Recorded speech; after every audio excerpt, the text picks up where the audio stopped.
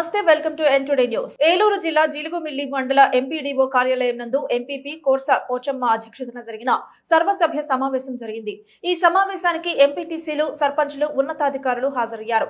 MPP మాట్లాడుతూ అర్హులైన అందరికీ సంక్షేమ పథకాలు అందించాలని ఆమె అన్నారు. ప్రజల నుండి ఏ ఫిర్యాదు వచ్చినా వెంటనే పరిష్కరించాలని ఆమె అన్నారు.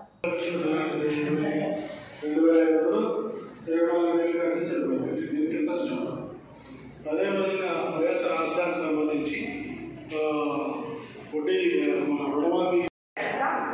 జనవరి 2వ తారీఖు నుంచి జనవరి 31 వరకు కూడా జాతీయ గాలికుంటు వ్యాధి టీకాలు